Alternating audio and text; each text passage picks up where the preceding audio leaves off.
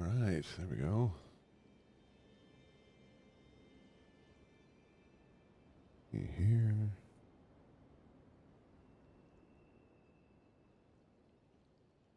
Perfect.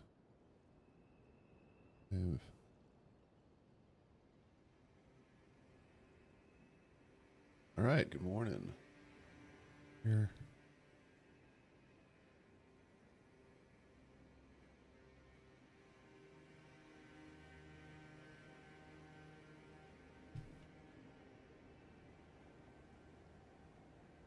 Welcome to Manhunt. Today is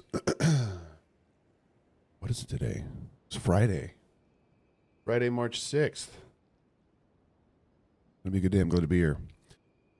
We're gonna be playing Elden Ring, going through Luke chapter 15. Luke chapter 15. I'm really excited about this. This is a very, very concentrated chapter. I'm looking forward to. We're gonna go try to kill this dragon real quick. Usually, before we do that, though, we'll go through and we will go through three things we're thankful for. I'm gonna start there. First and foremost, I am super grateful that it is Friday today. I'm also grateful that I have a little baby girl right over here to my right. She's sitting there looking around. We'll see how long she lasts. And where'd he go? Where is he?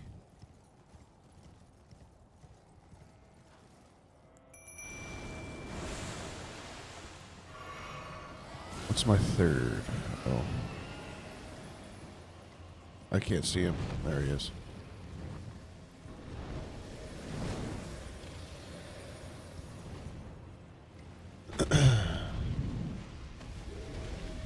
Uh-oh.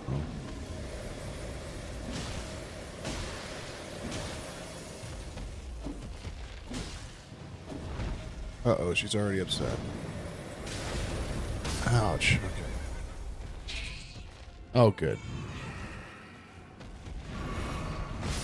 All right, well, we're dead. I think we might move on from that thing and come back.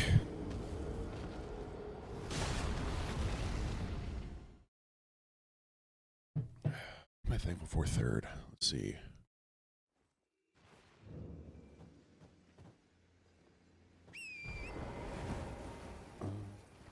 I'm thankful for this little, like, bed thing that she can lay in, even though she doesn't want to. It's very nice. And it's very transportable, which I appreciate. Okay. Luke chapter 15. Perfect, we got that one. And there's so many dogs in the... Oh. Wow. Those things hit hard.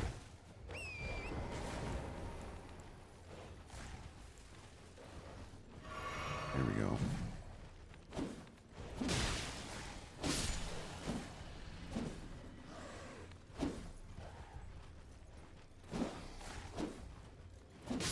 There we go. All right, we did it. What did that miss? Got him. All right, let's go ahead and get into the chapter, huh? It's actually not a super long chapter today. Interesting. Okay. Hey, thanks, Goofy J. Welcome.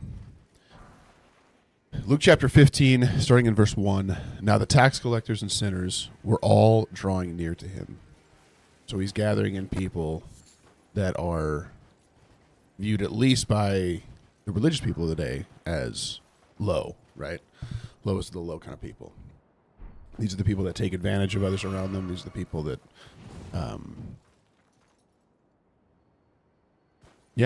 that do bad things, right? Tax collectors and then sinners.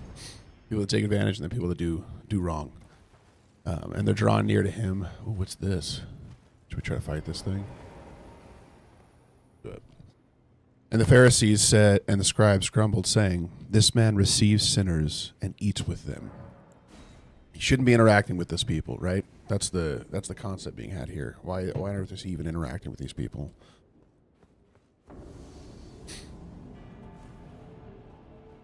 Hello.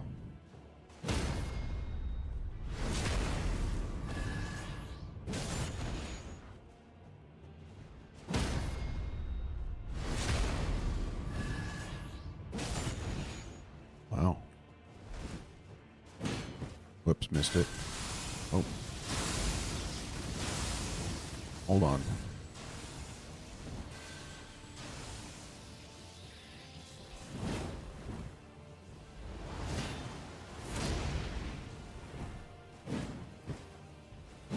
Oh, that missed. Okay. Let's try this.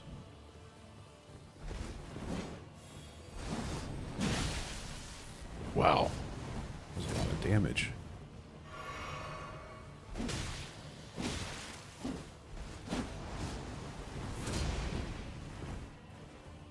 All right. We're going to get this guy first try, 100%.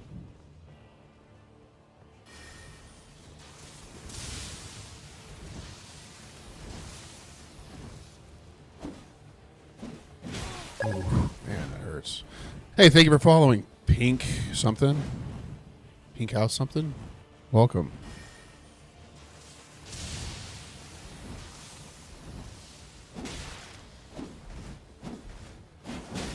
Oh, man. Just died there.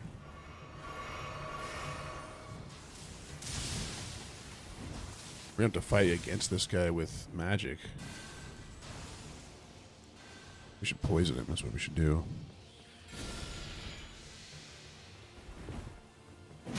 Oh, I thought I rolled through that.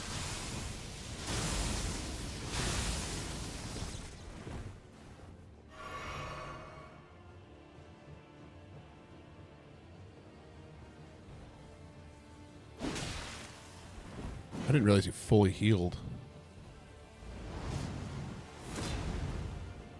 I should roll into those. That's what I should do. That didn't work.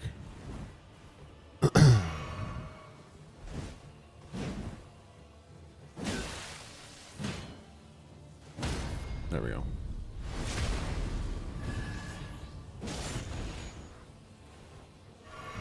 Oh, he's quick up on his feet.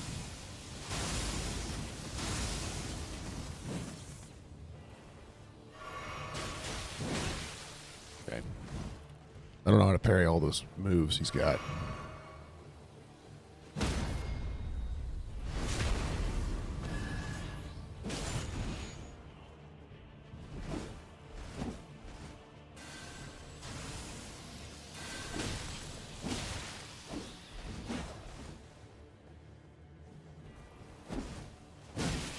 She's quick.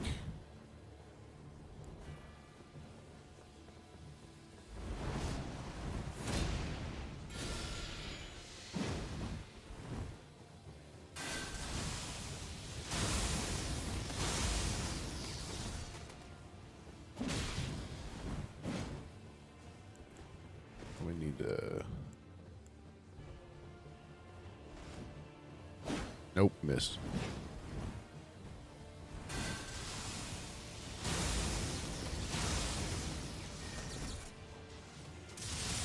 Oh, I didn't realize that's what he was doing. All right, so they're upset. He's sitting with sinners, tax collectors.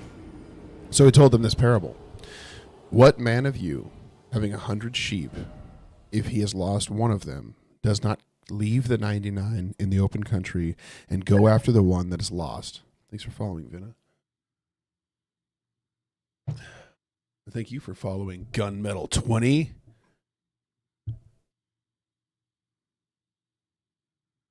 I do have a Discord server if you want to join that, but you can't sell anything on it. Okay. What man of you having 100 sheep, if he has lost one of them, does not leave the 99 in the open country and go after the one that is lost until he finds it? Where am I right? Oh, I'm next to the thing. And when he has found it, he lays it on his shoulders, right, carrying it home. It's not walking itself back. Rejoicing. And when he comes home, he calls together his friends and neighbors, saying to them, "Rejoice with me, for I have found my sheep that was lost." Just so, I tell you, there is more joy in heaven over one sinner who repents. Good morning, Erich and Charlie Hall. Welcome. There is more rejoicing in heaven over one sinner who repents than over 99 righteous people who need no repentance. A couple of things happening here, or at least that I see. Let's try this whole parrying thing again.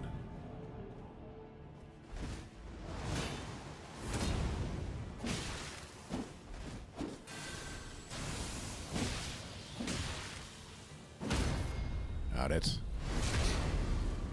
A couple things that I notice here. One of which, a sheep at this time, right? It's one of 99, so it's one of quite a few. I hope I missed it.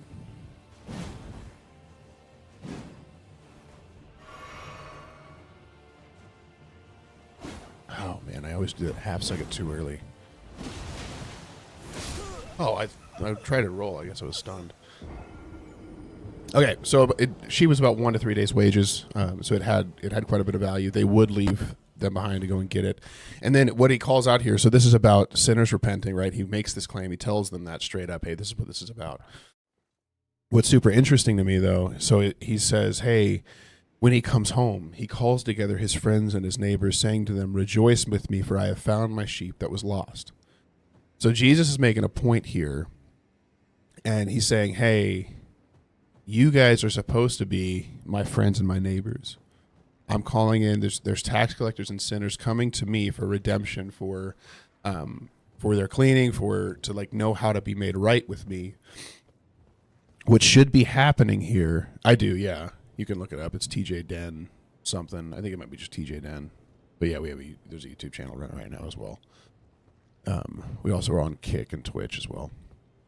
But what's happening here is he's making a point to say, hey, you religious leaders, you Pharisees and you scribes, you should be with me rejoicing over the fact that this lost sheep, this thing that does have value, it's one of the 99, it's off on its own way far away. You should be rejoicing with me, and you should be experiencing the same amount of joy that I have sitting here with these men, eating with them. And instead, and like one of the points that he is making is that, like what I read this as, especially when he's like, hey, there's more joy in heaven over one sinner that repents than 99 righteous persons who need no repentance. To me, it's almost like he's making like I don't know if it's a joke as much as like a claim that it's like, hey, you say you need no repentance, but in reality, if you did need no repentance, you would be rejoicing with me here. So he's like, there's greater joy in heaven over this than far much more than over you who say that, hey, I'm righteous, I need no repentance, and hate and scoff at the people attempt to come back to me. And it just, yeah, it strikes me, it stands out to me.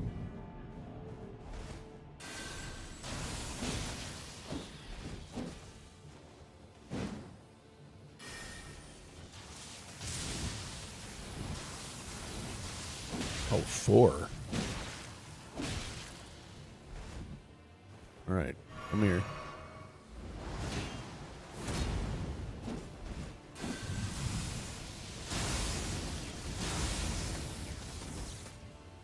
Oh, man, that's always a mistake.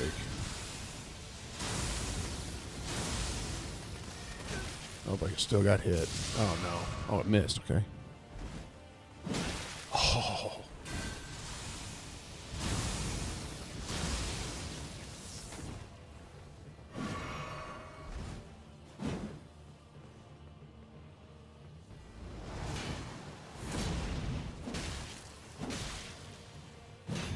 Missed. Hello again.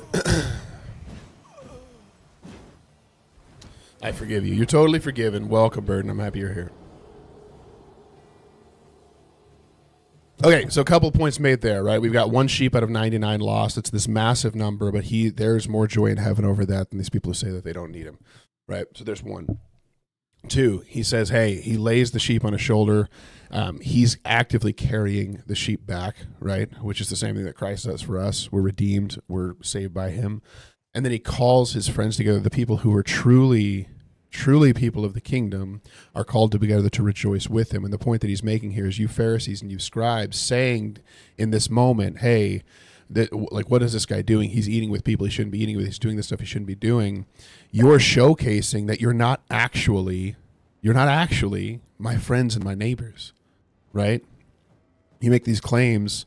Hey, thank you for following. You make these claims that you need no repentance, and when in reality, you need complete repentance, right? There's more joy in heaven over this one sinner than you. Because you say you don't need any repentance, you say you don't need any help, but you're not even really my friends and my neighbors here. You're not rejoicing with me over this lost sheep that is saved, right? And it's this total loss of the focus of what Christ wanted for the priests, the religious authorities, as intercessors to God. They wanted them to be able to draw the people closer to God. And what's happening is they're pushing the people farther away to maintain their presence, their authority in the situation. And then he goes straight into another parable, which is really good as well, because there's a lot that goes in here. So, or what woman having 10 silver coins, these are likely drachma or denarii, right? So the silver coins, it would be, each one would be worth about a day's wages. Having 10 silver coins, if she loses one coin, does not light a lamp, sweep the house, and seek diligently until she finds it. And when she has found it, she calls together her friends and neighbors, right? Same concept here. She's calling together other people to say, hey, rejoice with me, for I have found my lost coin. Now, one real quick thing here. Oh, my goodness. All right. Hold on.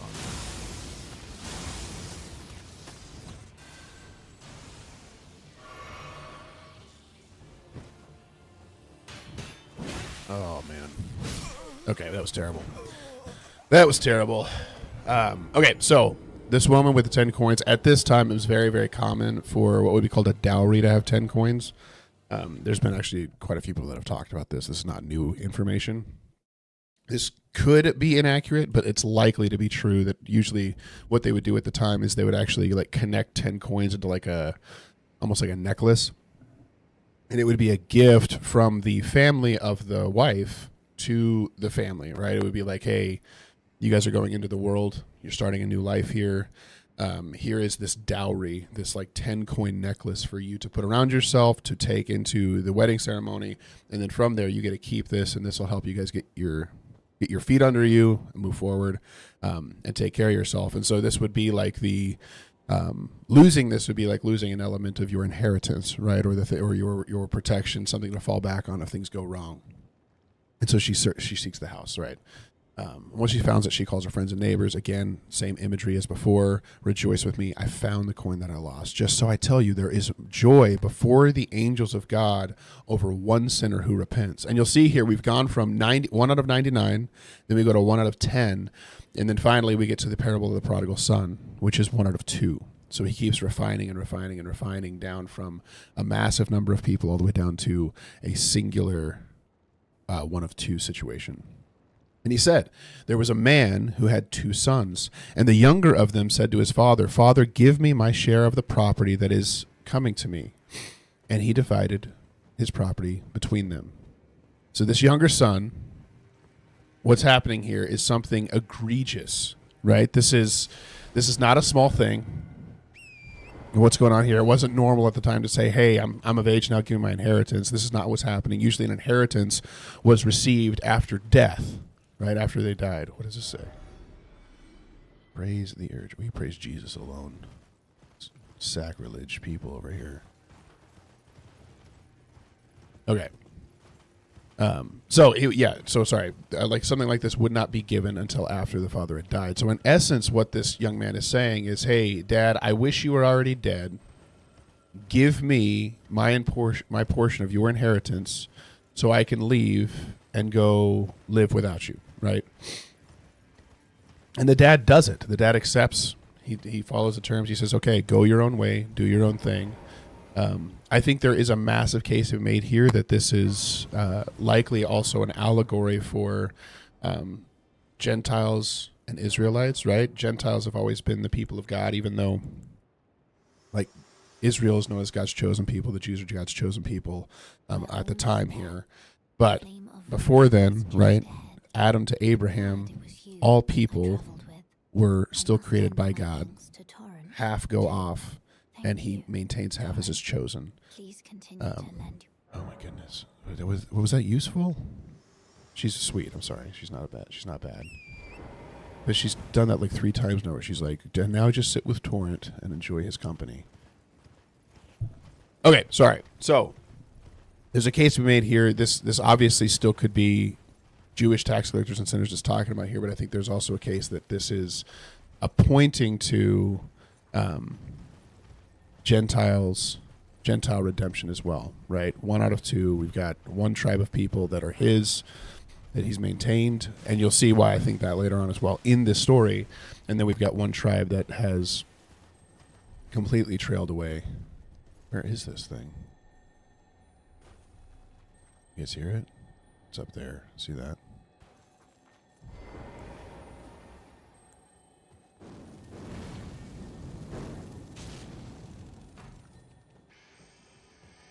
Nope. They're mad. I just wanted to grab that. We'll get out of here.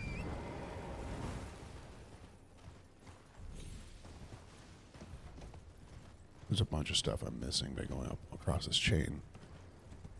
We're going to have to go back and do this, but we want to get Rivers of Blood so I can be the most like basic Dex Elden Ring player that we could possibly imagine. It'll be great. Okay, so he divided the property between them, and not many days later, the younger son gathered all that he had and took a journey into a far country, and there he squandered his property in reckless living.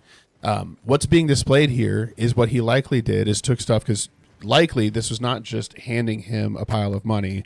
This would have been, who knows, property, cattle, livestock, whatever the thing is that the father had.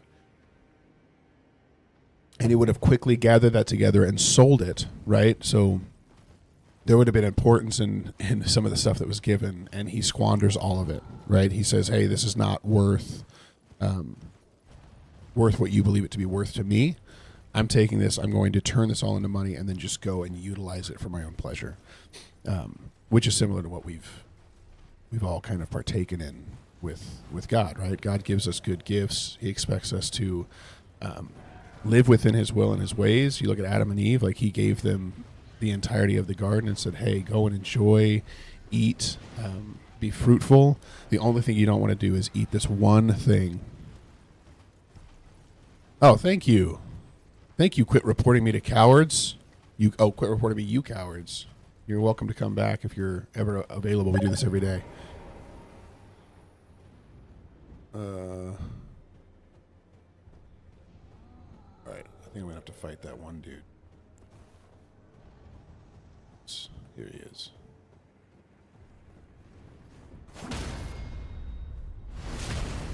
We're going to be good. We're going to do it.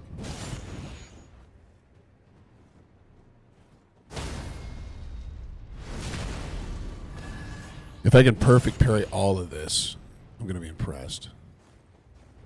Oh, he's running away.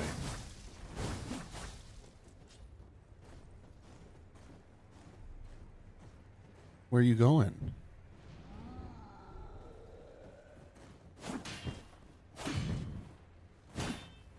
That's so funny.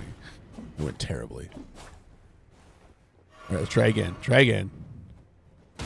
Got it. There we go. First try. First try.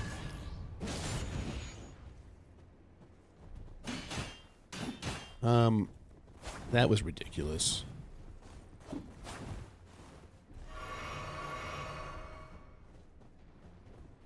There we go. We got that one. Watch this. Nope, that didn't do that wasn't the button I even pushed. There we go. Great job, everybody. We did it. Okay. So, what he does, he spends everything. He squandered his property in reckless living. And when he had spent everything, a severe famine arose. In that country, he began to be in need. So, this is a portrayal of a Jewish person, right? Somebody of the land of Israel. So, he goes off. He squanders it all in just total reckless living, completely abandoning who God had called him to be. And then it says that when a famine arises, he is hungry, right? He began to be in need. So he went and hired himself out to one of the citizens of that country. The point here being made, he has completely departed and abandoned the country of God that he was growing up in, and so he's getting hired by a citizen of that country. Meaning it's not a citizen of his own country, and you can see this because they send him to the fields to feed the pigs.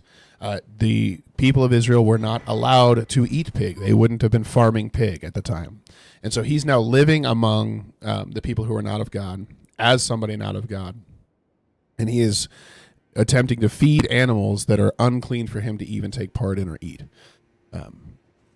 So important piece there. And then it says he was longing to be fed with the pods that the pigs ate. So the slop that was given to the pigs, but no one gave him anything. But when he came to himself, he said, "How many of my father's hired servants have more than enough bread, and I perish here with hunger?" So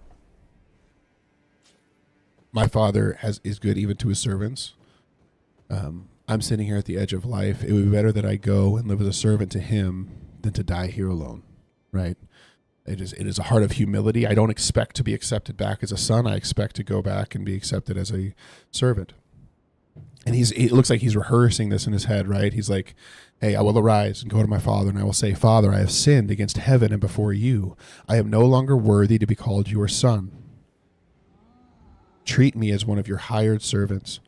And he arose and came to his father." So he's reciting this thing. He's getting ready for it. And while he was still a long way off, his father saw him and felt compassion.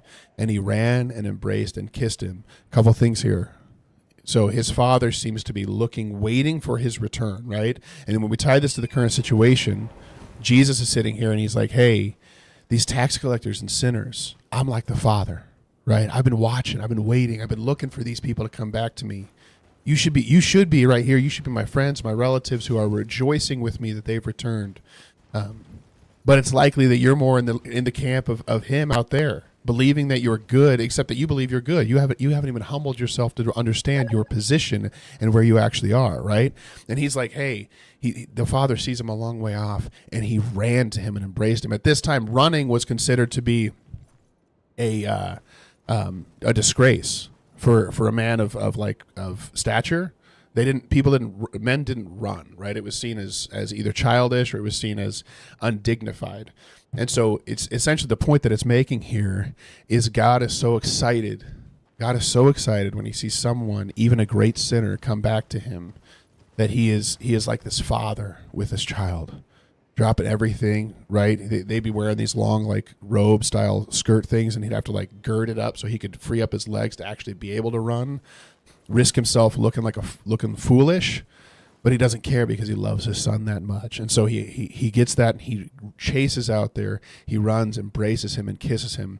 And then you see the son who has this repentant heart in this moment, right? He starts going over this thing that he's recited, right? This thing that he's been prepping. The son said to him, "Father, I have sinned against heaven and before you. I am no longer be worthy of your son." And instead of him being able to continue, the father cuts him off, right? Instead of him say, like, letting him finish and say, "I'm going to become your servant," he just cuts him off. And he said to his servants, "Bring quickly out the best robe and put it on him. Put a ring on his hand and shoes on his feet." So his father brings him, he clothes him, right? He puts him into garments. He puts a ring on his finger, which likely was a sign of true family membership, right? Usually it had like a signet of the family if they were wealthy. And so it's a complete retaking, re-ownership of him as a son, right? And him saying, "Hey, you are my son. Welcome back. I'm happy you're here." Hey, Gary, thank you for following. Or Gray Oldsbury, thank you for following. And Pig Stitches, that's cool. We were just talking about pigs. Okay, so he says, "And bring the fattened calf and kill it, and let us eat and celebrate. For my son was dead and is alive again. He was lost and is found," and they began to celebrate. So once again, the people who should be celebrating, right? The people of heaven, the people who are his true friends and relatives, they come together and they celebrate over the redemption of this man who was lost, but now is found, who is dead, but now is alive. It's my take on the Legion story, bub. Yeah, break that down for me. I don't know what that means. Okay, and he said, So the older son was in the field, As he came, he drew near to the house, and he heard music and dancing, and he called to one of his servants and said, what do these things mean? What's going on? And he said to him, your brother has come, and your father has killed the fattened calf, because he has received him back safe and sound. Hey, it's great news. The good things are happening. But he was angry and refused to go in. His father came out and entreated him, but he answered his father, look, these many years I have served you. Right?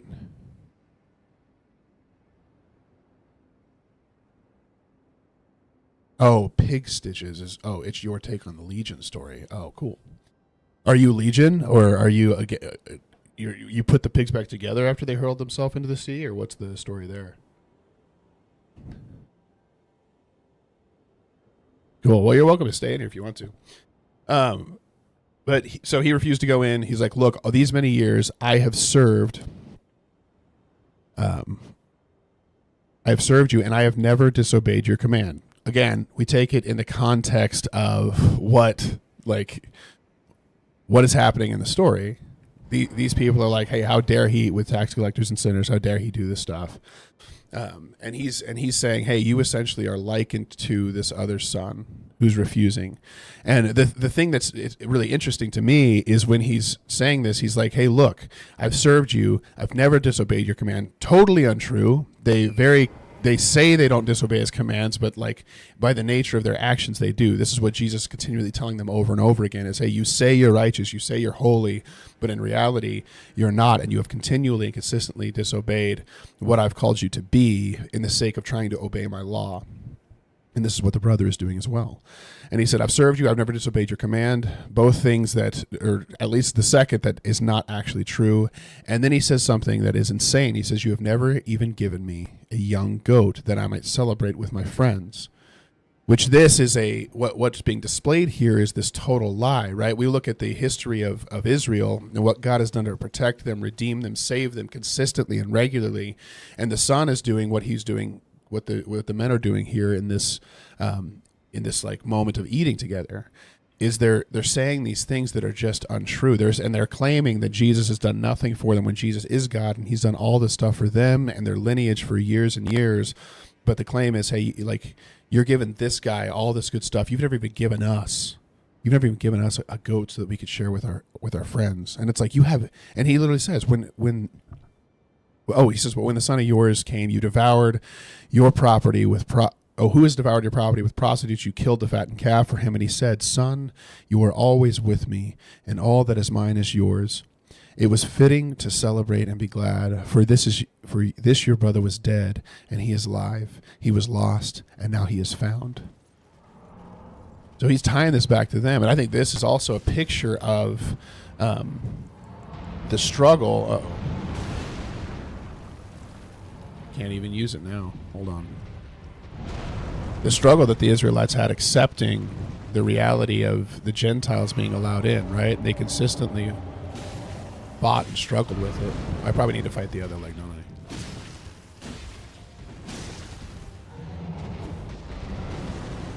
I? All right, hold on. Come in and help me.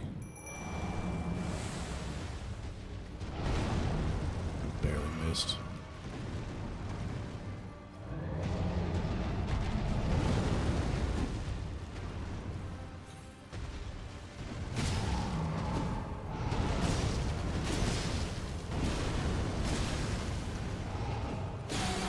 We broke it. We did good.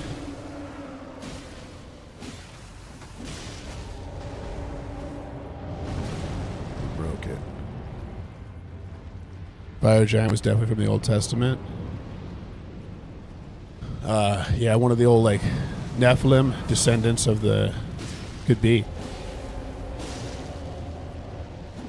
We gotta move. Oh, that's not good. That is not good. Okay, well, that ended. That didn't work out. I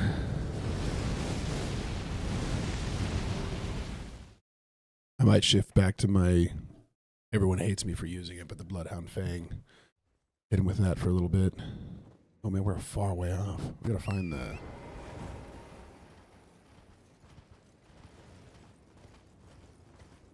I mean, if you look at Goliath, it's likely said that he was one of the giants of old, and he was, what, I think somewhere between 7 and 9 feet.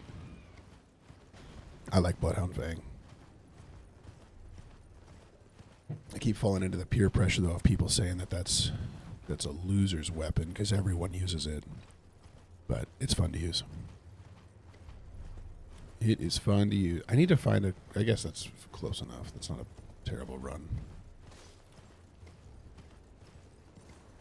I think we're going to... I think it's going to be less than 5 tries. That's my goal. Less than 5 tries. We're shifting back to... We should use this one. Oh, you need Arcane for that.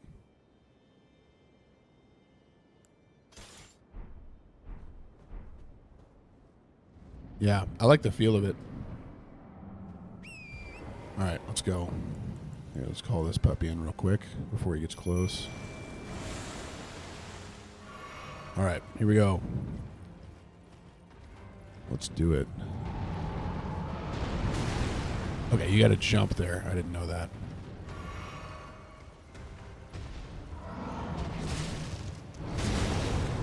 Okay, well... Yeah, that does a lot more damage. Okay. I'm wondering if I should be off the horse. I'm wondering if the horse is part of the problem. I don't know. We'll see.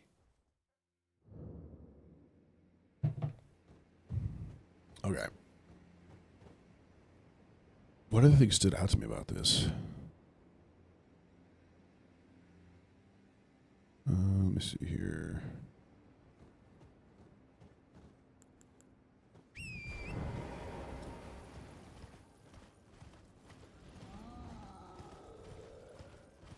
I think one of the biggest things to me is that don't use the horse for the fight. Okay. Is it easier to win without it? What about when he starts blowing like fire everywhere? Do you still not use the horse? What up, Plant Man? Welcome. Thanks for following.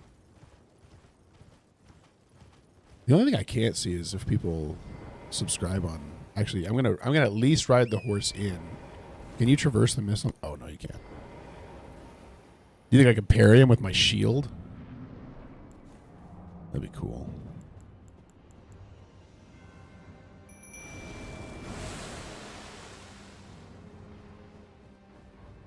But when he repositions, use the horse to bridge the gap. Oh, that's good.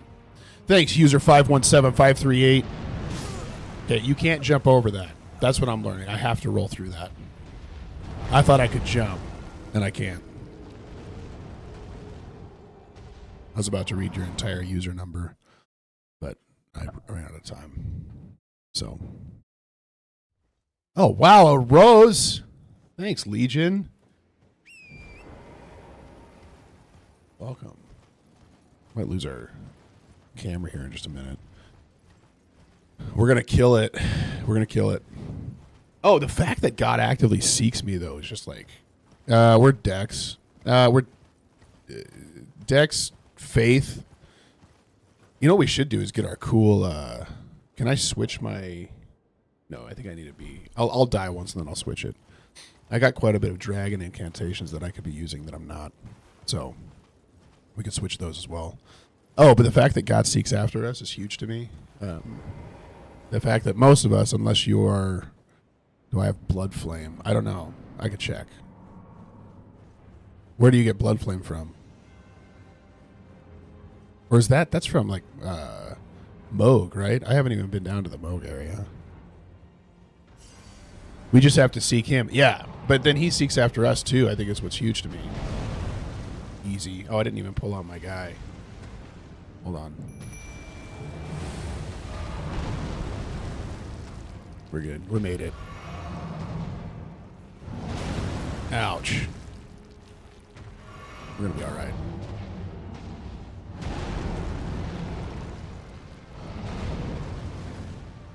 We're good here. We're good. We're taking it slow. Oh, is this what you're talking about? Where you need the horse? Bridge the gap here. And then get off.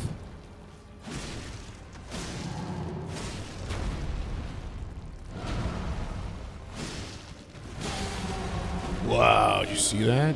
What is this guy using?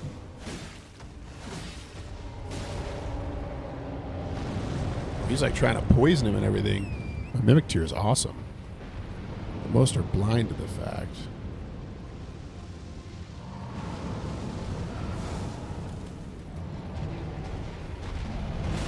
Ouch. Okay, I did not know that was coming. Hold on. I gotta move.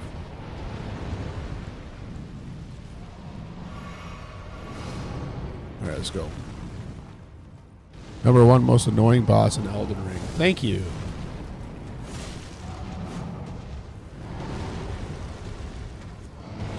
You just hit this one leg over and over. And it goes great. Oh, hold on.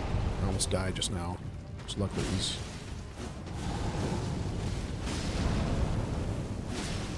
Oh, I gotta move. I don't know. Okay. I was gonna say, I don't know how I haven't hit one of those yet.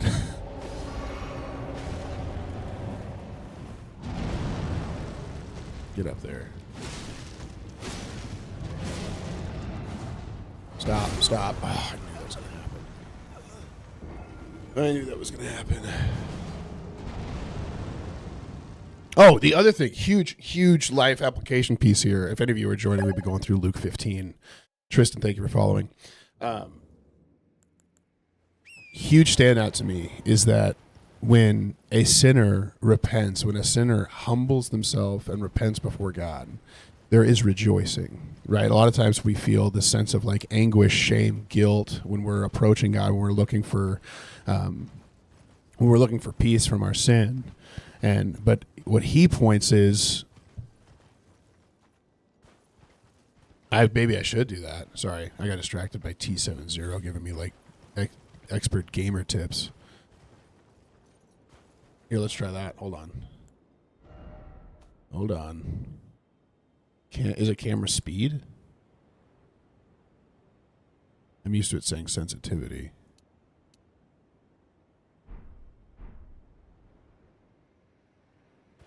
That's a little faster. Okay, sorry. So, oh, is there really? Where is it? Is the side of grace closer?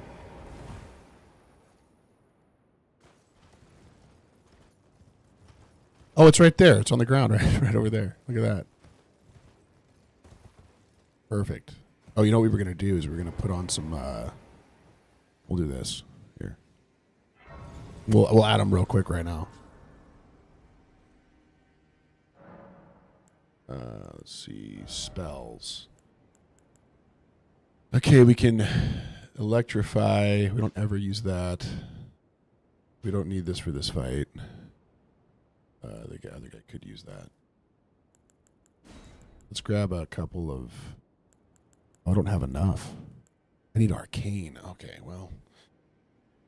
Never mind. We can't use any of those.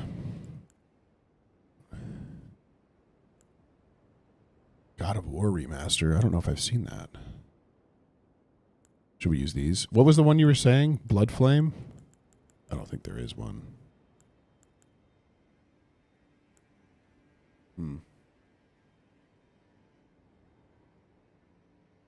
Oh, really? Godric's Rune and a Rune Arc? Let's do some Rotten Breath. What do these other ones do? What's this? Briars of Punishment. Elden Ring is not the hardest Dark Souls game. No. Well, that's my opinion. I think it can probably be the easiest depending on how you play it. Whirl o' Flame. I'm doubting that flames are going to be useful against this guy. Maybe ice. So, Great Rune.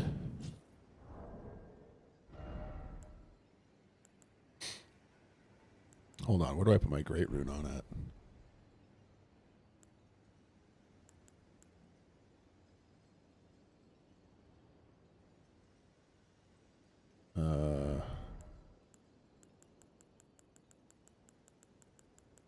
Where's my Great Runes? Oh, it's already on. I just need to use the Rune Arc. Okay. It's already on. Let's do it. The hardest Souls probably, and people would say this probably isn't a Souls game. The one that was the hardest for me to get good at was Sekiro. Um, outside of that, I don't know. I thought Bloodborne was one of the harder ones, but people may disagree. I think you're saying Sekiro right there. It came across as senior, but I'm guessing it's trying to autocorrect you. Okay, let's use.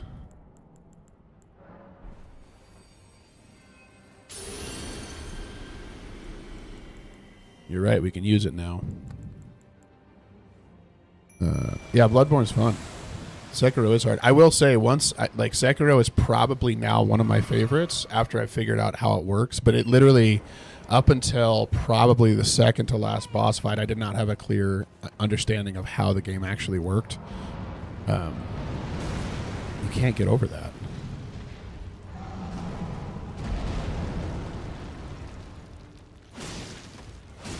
You know what we should do is... Okay, that didn't work.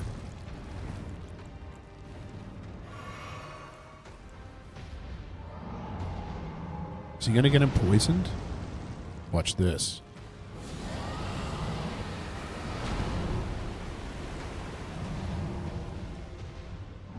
I wonder, can you double,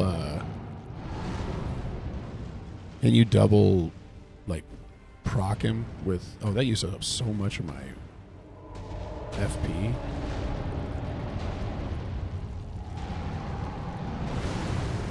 Let's use it. No, I can't use it. I can't use it. Okay, well, I'm going to die.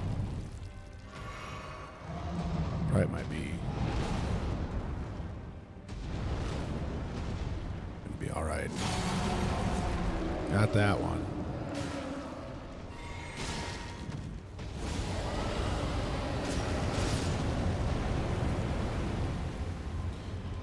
Well, that didn't really work out.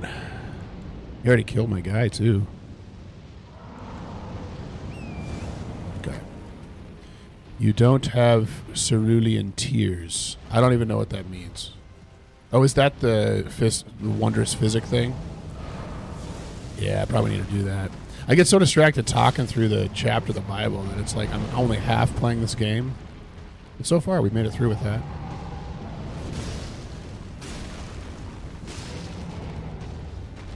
Hold on. I'm gonna move.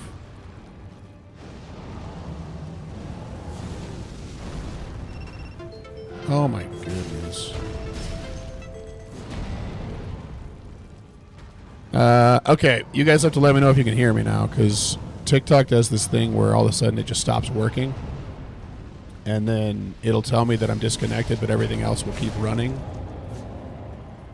So, can you guys still hear me, or no?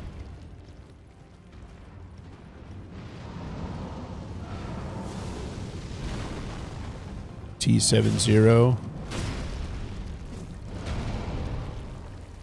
Oh, you're good? Okay, good. Perfect.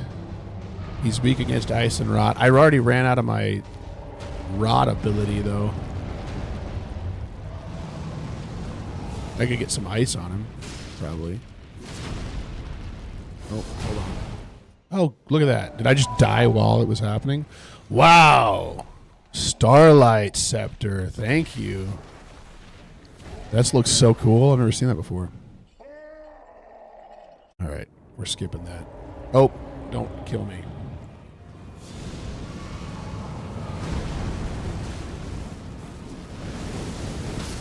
Okay, well, okay. Well, that didn't really work. It didn't clutch. You spoke too soon. You spoke way too soon.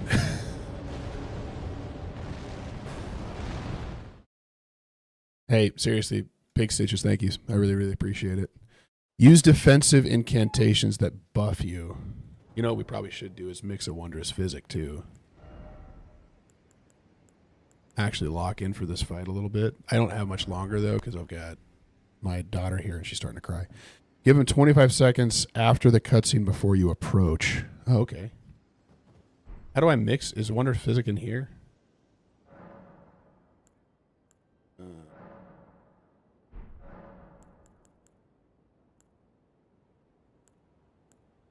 Hmm.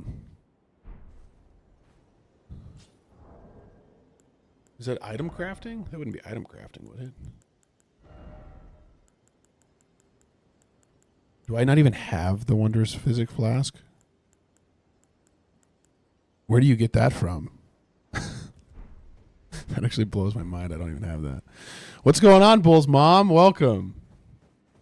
Happy you're here.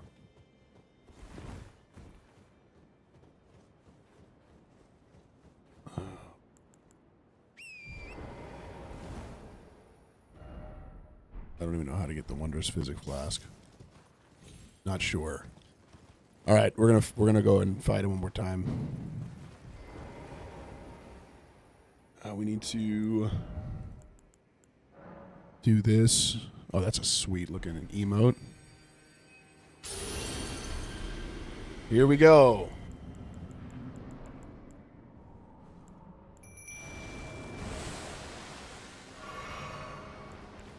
Okay. You guys ready for this? We should just get a summon in here. Thanks. I appreciate that. Vote of confidence.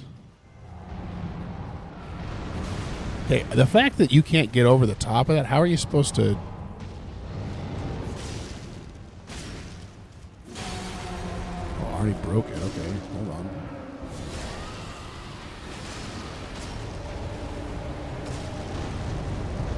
All right, I feel pretty good about the damage we got with that one. Now we're going to hit him with one of these.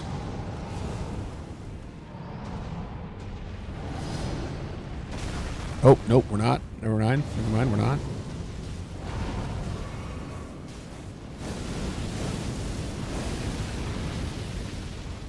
We're going to poison him just a little bit. Good. Hey, I think we got it to proc. There we go. Look at that. All right, now I need this again.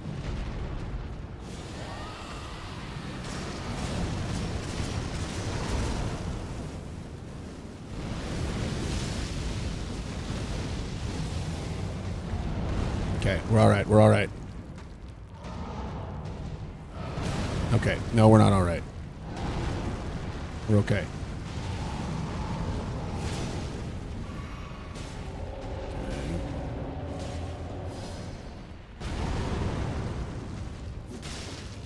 Two, three. Oh, hold on. One, two. Got him. Got him. Just use Bloodhound Fang ability only and you'll be good. Okay, cool. I broke his leg, though, so feeling pretty confident. I feel a little bit bad for him, honestly, here. Let's go around back. Stay behind him. Wait 20 seconds to approach.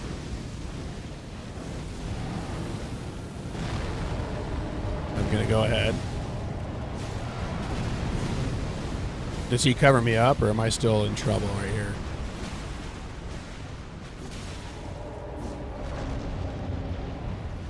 Oh, he's still trying to poison him over there. Hold on. I feel like I need to use this leg.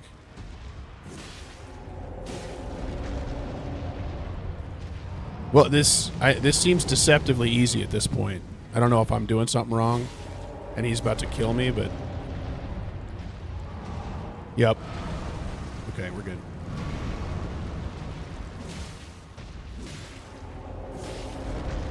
All right. Everybody hold on. We're getting close.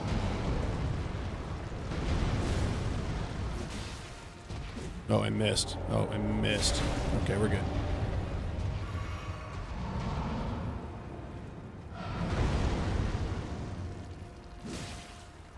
Oh, I can still hit the other leg. It looks like it's doing about the same damage. Okay, I'm going to move a little bit. If I don't get it this round, everyone should unfollow me and leave. Uh-oh. Okay, we're all right. We're all right.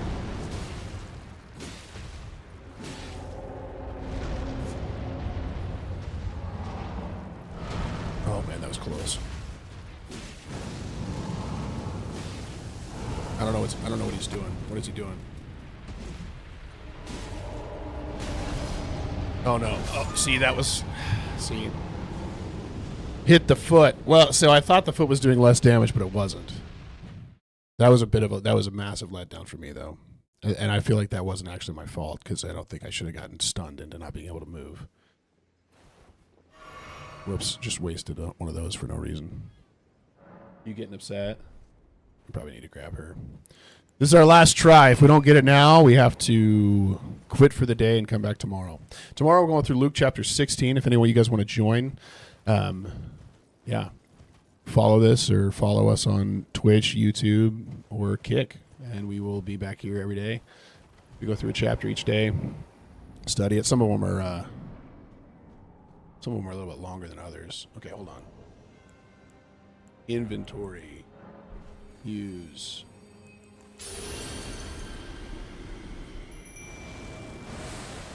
All right, let's roll. Here we go.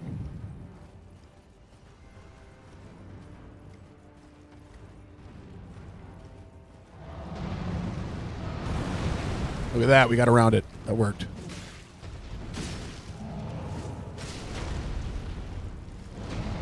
Wait. I like how this guy like really uses his... Oh, missed it. Okay, well, that didn't work out. Okay. All right, one more try. You have a set time. Yeah, we are on here every day, 6:30 a.m. Central. I'm Mountain Time, so it's like 5:30 a.m. for me, but we usually go an hour. So this is usually when we'll peel off.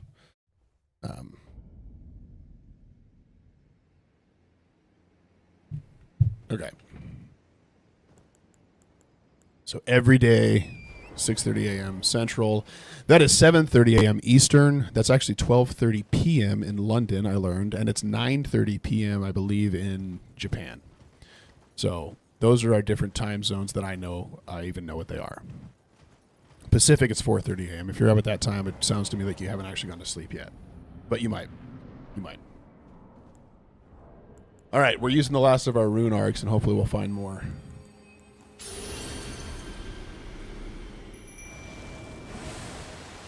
Whoops, that was a mistake. My bad.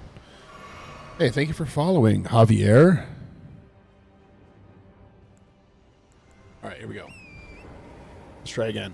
Last try, unless it lasts half a second again, and then I'll do it one more.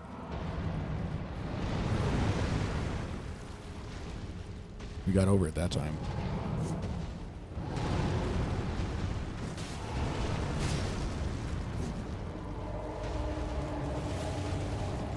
Oh, moving this way. All right.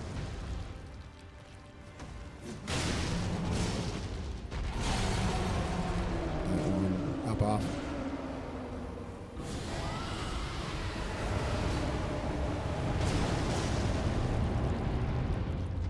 Okay. Hold on. There we go. Don't move. Don't move. Don't move. Nobody move. Nobody move. All right, we're good.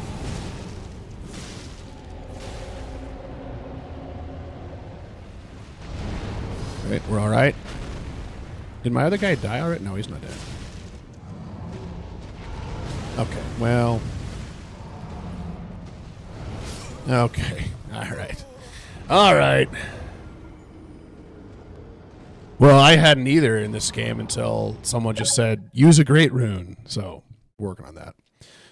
Welcome, Elijah. Oh, okay. For real, this time last try. She went back to sleep, so we're okay for a couple more minutes. Nope, now she's upset again. She needs to go eat food soon. But sadly, I can't help with that, so we'll wake Mom up.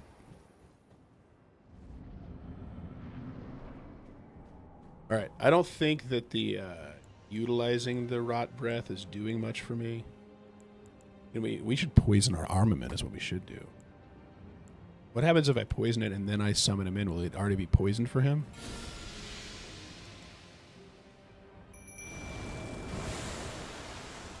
Let's try that. Here we go. Most likely, yeah.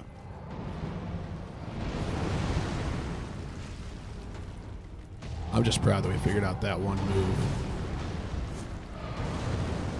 1, 2. Oh, hold on. Move out of the way of that.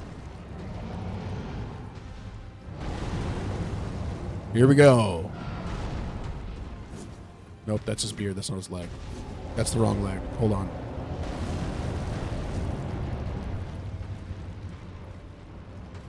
Watch this. We're going to get him first try.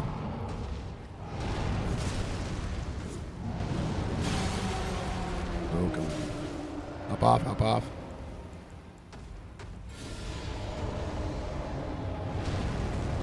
Oh, he rolled away.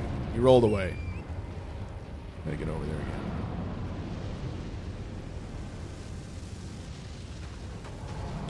Uh-oh.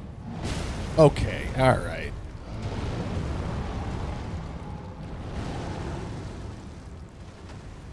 We're gonna be okay. Nope, we're not gonna be okay.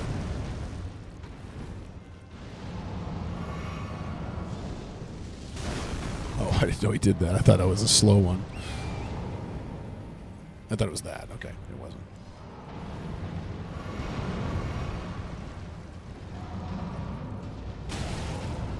All right. This is why they call us an elite gamer right here. It's because of these moments.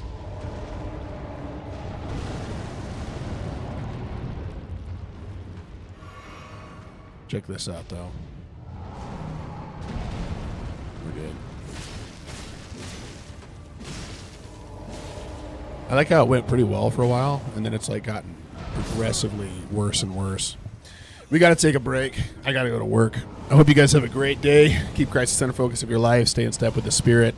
We'll be back here tomorrow at the same time to go through Luke chapter 16, which I haven't actually looked at Luke chapter 16 yet. Let me see. Hold on. Sit still. What about?